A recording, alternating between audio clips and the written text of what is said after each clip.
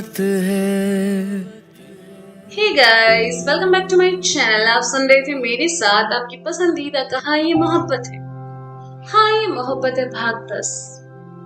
वरुण मीरा को लेकर घर के लिए निकल गया।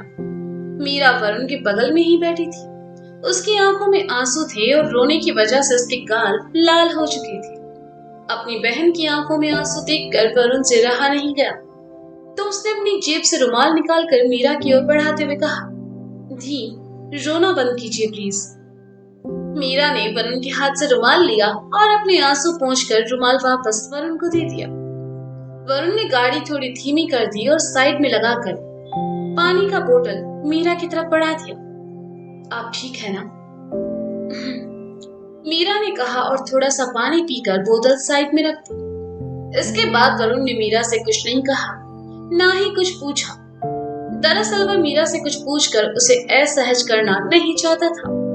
अमरजी का घर जिस सोसाइटी में था, उससे बाहर एक चाय की दुकान से कुछ पहले वरुण ने गाड़ी रोक दी। मीरा खामोशी से गाड़ी के बाहर देख रही थी। सूरज अब ढलने लगा था, तो आसमान में लालिमा छाई हुई थी। मीरा ने गाड़ी का दरवाजा खोला और गाड़ी से नीचे उतर गई। वह गाड़ी के पास खड़े होकर डूबता सूरज देखने लगी। मीरा उसे देखने में इतना खो गई कि उसे पता ही नहीं चला कि वरुण कब चाय लेकर आया। दी, चाय।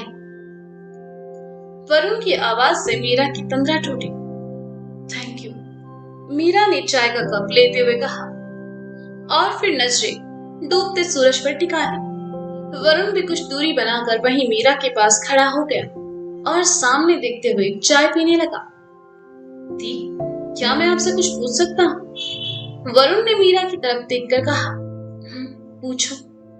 मीरा ने कहा, अभी कुछ देर पहले हम जहाँ खड़े थे वो आपका ससुराल था ना? फिर आप अंदर क्यों नहीं गए? आपके और जीजू के बीच सब ठीक है ना दी? आई मीन, वहां जाकर आप काफी अपसेट हो गई थी। वरुण ने हिचकिचाते हुए पूछा। मीरा ने सुना तो वह वरुण को देखने लगी और कुछ देर बाद एक ठंडी आह भरते हुए कहा, कभी कभी कुछ ठीक नहीं होता है वरुण। हमें लगता है सब ठीक है, पर नहीं होता। मीरा से वरुण को ऐसे जवाब की उम्मीद तो बिल्कुल भी नहीं थी। साथ ही वह उसकी निजी जिंदगी में ज्यादा दखल देना नहीं चाहता था, इसलिए उसने कहा, पर मुझे लगता है कभी कभी चीजें भी खराब नहीं होती कि उन्हें ठीक ना किया जा सके। आपकी लाइफ में क्या हुआ ये तो मैं नहीं जानता, पर फिर भी मैं कहूंगा कि आपको जीजू से मिलकर इसे शॉर्ट आउट कर लेना चाहिए। आफ्टर ऑल ये आपकी लाइफ का सवाल है। मीरा ने वरुण के मुंह से ऐसी बातें सुनी तो कहा, तुम काफी समझदार हो गए हो। ओ कम ऑन दी, मैं बस प्रैक्टिकल होकर बात कर रहा हूँ। दो लोगों के रिश्ते के बीच कुछ प्रॉब्लम हो तो उसे आपस में मिलकर शॉर्ट आउट कर लेना चाहिए, बिना किसी थर्ड पर्सन या उसकी एडवाइस के। वरुण ने कहा, हमारी चाय खत्म हो चुकी है, घर चले? मीरा के पास वरुण की बातों का कोई जवाब नहीं था, इसलिए उसने कहा, हाँ, मैं बिल पे करके आया। वरुण ने कहा और वहां से चला गया। वरुण के जाने के बाद मीरा गाड़ी में आ बैठी। उसकी आंखों के सामने अक्षत का चेहरा आने लगा। वरुण की कही बातें कहीं ना कहीं उसे अक्षत और खुद के रिश्ते से जुड़ी नजर आने लगी। एक बार फिर मीरा की आंखें नम होने लगी। वरुण आया और गाड़ी स्टार्ट कर वहां से निकल गया। अमरजी के घर के बरामदे में घूमती सौंदर्या के चेहरे पर परेशानी के भाव साफ झलक रहे थे। पास ही गार्ड्स खड़े थे और घर का नौकर भी। सौंदर्या घर के मेन गेट की तरफ देखती और वापस बरामदे में यहाँ वहां घूमने लगती। विवान सिंह ने देखा तो वे सौंदर्या के पास आए और कहा, बस करो सौंदर्या, तुम खामखा परेशान हो रही हो, वो लोग आ जाएंगे।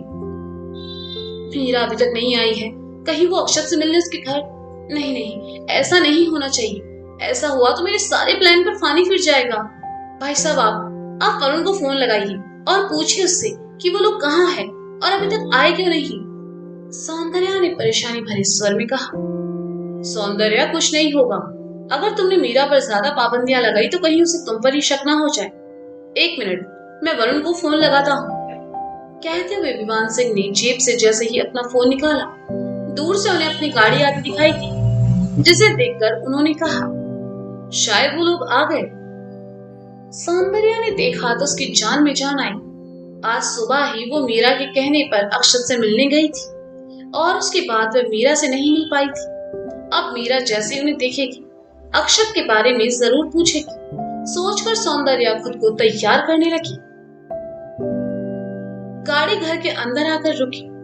गार्ड ने देखा तो दौड़कर गया और मीरा की तरफ वाला दरवाजा खोलकर एक तरफ खड़े हो गया।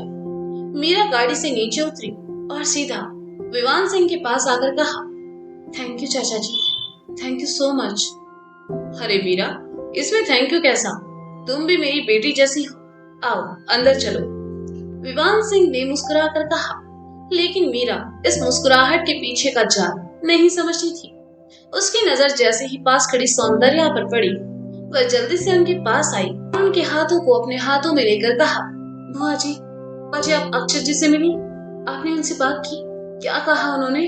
वो हमें लेने आ रहे हैं ना बुआ जी? आप चुप क्यों है? जवाब दीजिए, अक्षत जी घर आ रहे हैं ना? मीरा, अंदर चलो, ये जगह बात करने के लिए सही नहीं है, सौंदर्या ने बिना किसी भाव के कहा और मीरा की कलाई पकड़कर उसे अंदर ले आई। विवान सिंह और वरुण भी उनके पीछे अंदर चले आए। अंदर आकर मीरा ने फिर वही सब बातें कही तो सौंदर्या खामोशी से मीरा को देखने लगी। सौंदर्या की खामोशी मीरा को तकलीफ पहुंचा रही थी। उन्हें खामोश देखकर मीरा ने तड़पते हुए कहा, बताइए ना बुआ जी, अक्षत जी ने क्या कहा? आप मिली थी ना उनसे? अक्षत तुमसे तलाक लेना चाहता है मीरा, सौंदर्या बुआ ने अपनी खामोशी तोड़ते हुए कहा। मीरा ने सुना तो उसे अपने कानों पर विश्वास नहीं हुआ। उसकी आंखें फटी की फटी रह गई और मुंह खुला का खुला रह गया। सौंदर्या बुआ के कहे शब्द उसके कानों में न जाने कितनी ही बार बजते रहे और उन शब्दों के साथ ही उसकी आंखों के सामने अक्षत का चेहरा आने लगा। अक्षत से दूर होने के ख्याल से ही मीरा का दिल जोरों से धड़कने लगा। उसकी आंखों में आंसू भर आए और उसने नाम में अपनी गर्दन हिलाते हुए कहा, नहीं अक्षत जी ऐसा नहीं कर सकते, आपको शायद कोई गलतफहमी हुई है बुआ जी, अक्षत जी ऐसा नहीं कर सकते, वो हमसे तलाक नहीं नहीं नहीं नहीं, ये झूठ है, ये सच है मीरा, सौंदर्या ने एक बार फिर सहजता से कहा और मीरा एक बार फिर उसका दिल टूट गया। वो यकीन ही नहीं कर पा रही थी कि अक्षत ने ये सब कहा है। उसकी आंखों के सामने अक्षत से हुई वो आखिरी मुलाकात चलने लगी। वो गुस्सा याद आते ही मीरा को लगने लगा कि अक्षत अब उससे नफरत करने लगा है और इसलिए गुस्से में आकर उसने सौंदर्या से ये सब कह दिया होगा। मीरा को होश नहीं था। वह बदहवास से आंखों में आंसू भरे सौंदर्या को देखे जा रही थी। उसकी साड़ी का पल्लू कंधे से उतरकर हाथों पर आ गया था। साड़ी का एक सिरा कंधे पर था, दूसरा हाथ पर। बालों की कुछ लटें चेहरे पर झूल रही थी। ये आप क्या बोल रही हैं बुआ? आप देख रही हैं ना दी को इससे कितनी तकलीफ हो रही है। जीजू ऐसा क्यों करेंगे? आप लोगों को जरूर कोई गलतफहमी हुई है। मीरा को ऐसे देखकर वरुण ने कहा, वरुण तुम अंदर जाओ। विवान सिंह ने कहा, लेकिन पापा, वरुण ने कहा, हमने कहा अंदर जाओ, क्या हमारा आदेश कोई मायने नहीं रखता? विवान सिंह ने थोड़ा गुस्से से कहा, ओके फाइन, वरुण ने चिढ़कर कहा और वहां से चला गया। तुम सब यहाँ खड़े होकर क्या सुन रहे हो? जाओ यहाँ से और अपना काम करो, विवान सिंह ने घर के नौकरों से कहा। तो सब वहां से चले गए। हॉल में सिर्फ विवान सिंह, सौंदर्या और मीरा थी। सौंदर्या मीरा के पास आई और उसके कंधों को थामते हुए कहा, यही सच है मीरा, अक्षत तुम्हें तलाक देना चाहता है। झूठ बोल रही हैं आप, मीरा ने जलती आंख से सौंदर्या को देखकर कहा। सौंदर्या ने सुना तो एक पल के लिए वह घबरा गई, लेकिन अगले ही पल खुद को संभाल लिया और कहा, नहीं मीरा, मैं झूठ क्यों बोलूंगी? क्या तुम्हें मुझ पर भरोसा नहीं है? हाँ, तुम्हारे कहने पर तुम्हारे लिए मैं उसके घर गई थी और तुम्ही, ये सच नहीं हो सकता बुआ जी, अक्षय जी हमारे साथ ऐसा नहीं कर सकते, वो हमें तलाक नहीं, वो ऐसा सोच भी नहीं सकते, मीरा ने रोते हुए कहा। वही तो मैं नहीं समझ पा रही हूँ मीरा कि आखिर उन्होंने अकेले इतना बड़ा फैसला कैसे ले लिया। मैंने उन्हें बहुत समझाया, उनसे रिक्वेस्ट भी की, लेकिन उन्होंने मेरी बात तक नहीं सुनी और मुझसे कहा कि वो अब तुम्हारी शक्ल तक देखना नहीं चाहते। इतना अपमान किया उन सबने, मैं तुम्हें क्या बताऊं। कहते हुए सौंदर्या साड़ी के पल्लू से अपना मुंह ढककर रोने लगी। मीरा ने सुना तो उसे और ज्यादा हैरानी हुई। व्यास फैमिली के लोग सौंदर्या का अपमान कैसे कर सकते हैं? सौंदर्या क्या, बल्कि व्यास फैमिली ने तो कभी अनजान लोगों का भी अपमान नहीं किया। लेकिन सौंदर्या को रोते देखकर मीरा को धीरे धीरे उनकी बातों पर यकीन हो रहा था। मीरा सौंदर्या के पास आई और कहा, और राधा माँ, क्या उन्होंने भी अक्षय जी को नहीं रोका? अब उनके बारे में क्या कहूँ मीरा बेटे। वो अपने बेटे के मोह में अंधी हो गई है। उन्हें सिर्फ अक्षत का दर्द दिखाई दे रहा है, उसकी तकलीफ दिखाई दे रही है, तुम्हारी नहीं। ऐसे लग रहा है जैसे सिर्फ उन्होंने अमायरा को खोया है। एक सास हमेशा सास ही रहती है, वो कभी माँ नहीं बन सकती मीरा। अरे उन्होंने तो इतनी घटिया बात कही थी तुम्हारे बारे में। कहते कहते सौंदर्या चुप हो गई। क्या कहा उन्होंने? मीरा ने पूछा। छोड़ो ना मीरा, जाने दो, सौंदर्या ने कहा। नहीं बुआ जी, बताइए क्या कहा उन्होंने? मीरा ने गुस्से और तकलीफ भरे शब्द में कहा। उन्होंने कहा कि तुम एक अच्छी मां नहीं बन पाई, सौंदर्या ने अफसोस भरे स्वर में कहा। मीरा ने सुना तो हैरानी से सौंदर्या को देखने लगी। उसकी आंखों में ठहरे आंसू गालों पर लुढ़क आए। मीरा का दिल टूट गया। इस वक्त उसे बहुत तकलीफ हो रही थी।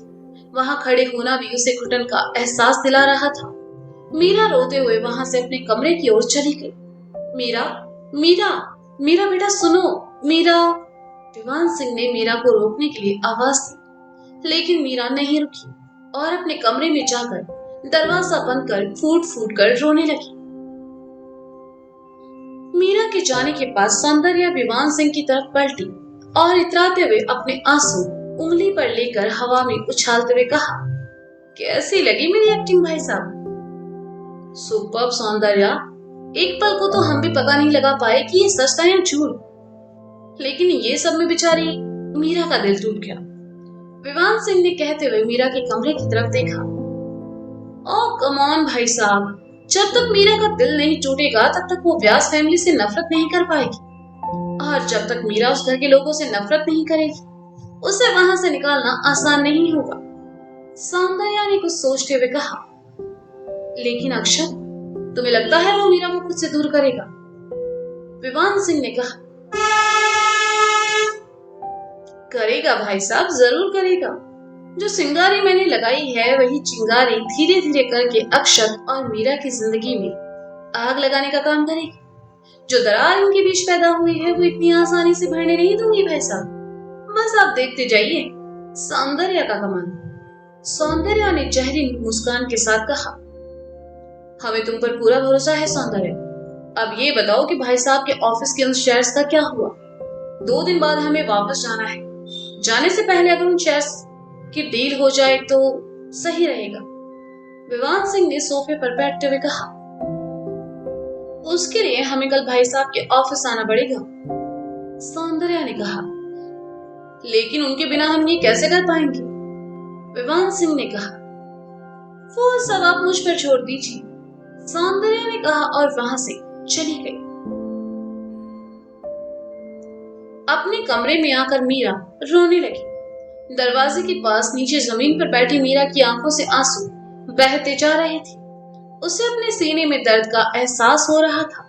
सौंदर्या बुआ की कही बातें मीरा के कानों में गूंज रही थी। अक्षत मीरा से तलाक चाहता है, ये जानकर ही मीरा की जान निकली जा रही थी। मीरा को यकीन नहीं हो रहा था कि अक्षत ऐसा बोल सकता है। वह अक्षत जिसकी जान मीरा में बसती है, वो मीरा को खुद से दूर करने के बारे में कैसे सोच सकता है? रोने की वजह से मीरा का चेहरा लाल होने लगा। उसे कुछ समझ नहीं आ रहा था। इस वक्त मीरा के पास उसका अपना कोई नहीं था जिसे वह अपने दिल का हाल बता सके। रोते रोते मीरा का हाथ अपने गले में पहने मंगलसूत्र पर चला गया, जो शादी के समय उसे अक्षत ने पहनाया था। मीरा ने उस मंगलसूत्र को अपनी मुट्ठी में भींच लिया और रोते हुए कहने लगी, नहीं, हम नहीं मानते। सौंदर्या बुआ ने जो कहा वो सब झूठ है, सब झूठ है। आप आप हमसे नफरत नहीं कर सकते अक्षत जी। आप जानते हैं हम आपसे कितनी मोहब्बत करते हैं। आप हमें हमें खुद से दूर करने का सोच भी नहीं सकते। हमें तलाक देना तो दूर, आप हमें खुद से दूर करने का भी नहीं सोचेंगे। हमें माफ कर दीजिए, माफ कर दीजिए। हम आपको समझ नहीं पाए। हमने आपको अकेला छोड़ दिया। हमें आपको अकेले छोड़कर नहीं आना चाहिए था। जिन गलतफहमियों को मिटाने के लिए हमने आपको खुद से दूर किया, उन्हीं गलतफहमियों ने हमें हमेशा हमेशा के लिए आपसे दूर कर दिया। हम आपके बिना नहीं रह सकते अक्षत जी। आपको हम पर गुस्सा करना है कीजिए, हम पर चिल्लाना है चिल्लाइए, हमसे बात नहीं करनी मत कीजिए, लेकिन हमें खुद से दूर मत कीजिए। हमें खुद से दूर मत कीजिए अक्षत जी। हम आपके बिना नहीं जी पाएंगे। हमें खुद से दूर, हमें। कहते हुए मीरा बेहोश होकर वही जमीन पर गिर पड़ी। राधा के कमरे में सोया अक्षत एकदम से उठकर बैठ गया। वह पसीने से नहाया हुआ था और उसकी सांसें बहुत तेज चल रही थी। देखकर लग रहा था जैसे उसने अभी कोई बुरा सपना देखा है। सोमी जीजू उसी कमरे में थे और अक्षत को सोया देखकर बस जा ही रहे थे कि अक्षत के अचानक उठने से वे उसके पास आए और कहा, क्या हुआ आशु, तुम ठीक हो ना? अक्षत ने कुछ नहीं कहा, वह बस हाँफ रहा था। सोमी जीजू ने उसे पसीने से तरबतर देखा तो एसी थोड़ा तेज कर दिया और पास रखा पानी का गिलास उठाकर अक्षत की ओर बढ़ा दिया। अक्षत ने पानी पिया और गिलास वापस टेबल पर रख दिया। तुम ठीक हो? क्या तुम्हें कोई कोई बुरा सपना देखा तुमने? सोमी जीजू ने पूछा। ऐसा लगा जैसे कोई अपना बहुत तकलीफ में है, अक्षत ने खोए हुए स्वर में कहा। जीजू खामोशी से उसके चेहरे को देखने लगे। अक्षत की आंखों में उन्हें मीरा के लिए परवाह साफ नजर आ रही थी। उन्हें समझने देर नहीं लगी, वो अपना कोई और नहीं बल्कि मीरा ही है। उन्होंने अक्षत से कोई सवाल नहीं किया, बस खामोशी से अपना हाथ अक्षत के हाथ पर रख दिया। तो दोस्तों, क्या लगता है आपको, क्या विवान सिंह भी सौंदर्य के साथ इस साजिश में मिले हुए हैं? क्या अक्षत मिल पाएगा मीरा से और जान पाएगा ये सच? जानने के लिए सुनते रहिए हाँ ये मोहब्बत है मेरे साथ। Bye bye.